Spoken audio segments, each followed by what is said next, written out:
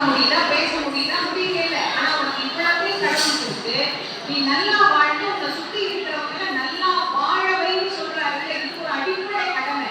இதையே நீ இன்னும் செய்யலையே, இதுக்கப்புறம் எனக்கு என்ன கடமை, எனக்கு என்ன கடமை அப்படின்னு கேட்டீங்கன்னா நீ வாழ்றதுக்கான காரணம் என்ன அப்படிங்கிறத நீ தான் சொல்லி தரணும். அவரவர் வாழ்வதற்கு இறைவன் ஒரு காரணம் தந்திருக்கிற. காரணம் இல்லாம இந்த உலகத்துல ஒரு புழு பூச்சி கூட என்ன பண்ணாது, வராது. எல்லாத்துக்கும் ஒரு காரணம் அப்படிங்கிறது உண்டு. நான் பயிர் சொன்னேன், எவ்வளவு கொலை பண்றான், கொள்ளையடிக்கிறான், கண்ணு முன்னாடியே பேசுறதெல்லாம் பொய், நடிப்பு, ஊரை ஏமாற்ற வேண்டியது. என்ன ஊரையே காரி கொடுப்போம், ஆனா அந்த ஊர் முன்னாடியே மறுபடியும் பேச போட்டு வந்து நிற்க வேண்டியது.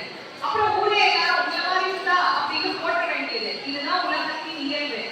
கொலை பண்றவனே, கொள்ளையடிக்கிறவனே, நல்லா நடிக்கிறவனே இந்த உலகத்துல நல்லவன் மாதிரி வாழ்றானே, சுத்துறானே. உனக்கு என்னடா கண்ணு ராஜா மாதிரி நீ வாழ்னா என்னடா கொஞ்சம் அதனாலதான் உங்களை உங்களுக்கு காட்டியிருக்கிறாரு. அவள் வாழ்னா நான் நல்லா போய் சேர்ந்துருப்பேன். இந்த பாரு நீ என்கிட்ட வந்து பேசுற பத்தியே உன்னை வாழ வைக்கிறதுக்கு தான் சுவாமி இந்த நேரத்துல என்ன சுத்த வச்சார். பொதுவா நான் காலையிலே சுத்திக்கிறேன், அன்னைக்கு ராத்திரி சுத்துறேன். எனக்கு வெளியூர்ல ஒரு நிகழ்ச்சி போயிருக்கு, காலையில எனக்கு ஒரு நிகழ்ச்சி போயிட்டதுனால சாயந்தரம் சொற்பொழிவு முடிச்சுட்டு ராத்திரி சுத்தி இருக்கிறேன். நான் காலையில சுத்துறேன்னா இன்னைக்கு சாயங்காலம் சுத்துறேன்னா உன் கேள்விக்கு என் மூலமா தான் பதில் கிடைக்கணும் அப்படின்னு இறைவன் விதித்து இருக்கிறேன். இதுக்கு கூட கடவுள் ஒரு கணக்கு வச்சு வேலை செய்யும் போது இவ்வளவு பெரிய மனுஷனா உன்னை படைச்சுக்கு ஒரு காரணம் இல்லாமலா இருக்கும். அந்த காரணத்தை ஒரு நாள் கண்டுபிடிச்சு நீயே சொல்லுவார். கவலைப்படாத, போய் சந்தோஷமா உண்டு. இந்த அந்த முடிவு இந்த முடிவெல்லாம் இதோட போகும்போது கடவுளை பிடிச்சு சரியை மொழிக்கு எந்த போயிட்டா அவன் கூட்டிட்டு ஒரு பிரகாரம் சுத்தி முடிக்கிற வரைக்கும் அவன் கூட்டிகிட்டே பண்ணோம். ஆனா அப்படியே விரிச்சு முடிஞ்சு 250 வரைக்கும் நமக்கு வந்துருச்சு. ஒரு 250 திருவிளக்கு நாம இங்க வச்சு இன்னைக்கு அம்பிகையை வந்து நாம சீரோடும் சிறப்போடும் இந்த இடத்துல வந்து வழிபாடு பண்ணுவோம்.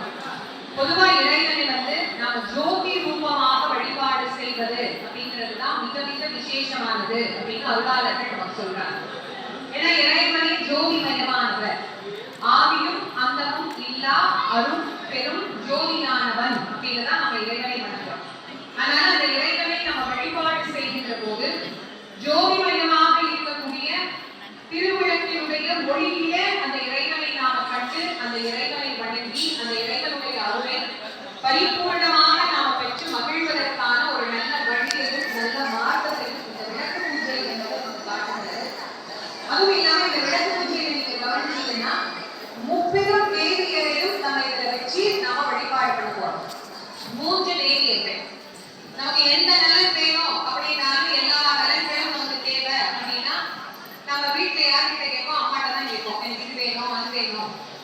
கல்யாணம் ஆனா கூட கேட்கறதுக்கு தகுதியான ஒரு வீடு இருக்கு அப்படின்னா அம்மா இருக்கிற வரைக்கும் அம்மா வீடு. அதனால அம்மா வீட்டுல கிளம்புறதுக்கு முன்னாடி எல்லாம் லிஸ்ட் கொடுத்துட்டு தான் கிளம்புவோம் இல்லையா. நான் கிளம்பிட்டேன், எனக்கு இதை எடுத்து போய் அதை எடுத்து போய் இது வேணும் அது வேணும்னு எல்லாத்தையும் கொடுத்துட்டு தான் நம்ம வீட்டுக்கு போறது. அப்போ ஒரு பிறவிக்கு வர இந்த தாய்கிட்ட தான் நம்முடைய வேண்டுதல்கள் எல்லாம் நம்ம வைக்கிறோம். அப்போ பிறவிகள் தோறும் வரக்கூடிய தாயார்கிட்ட நம்ம எவ்வளவு வேண்டுதல்களை நாம வைக்கணும். நமக்கு என்ன வேணும்ன்றது அம்மாக்கு நல்லா தெரியும், அவளுக்கு தெரியாமலாம் கிடையாது, அவளுக்கு எல்லாமே நல்லா தெரியும். அதனால பிள்ளைங்க மாதிரி நம்ம என்ன பண்ணணும், அப்பப்ப எல்லாத்தையும் கேட்டுட்டே இருக்கணும். அப்பதானே நமக்கு தூக்கம் வரும். நம்ம கிளம்பும் போது ஒரு லிஸ்டோட போய் கிளம்பினாதான் நம்மளுக்கு நிம்மதியா இருக்கும். அப்பா எல்லாத்தையும் ஒப்பிச்சுட்டோம், அங்கேயும்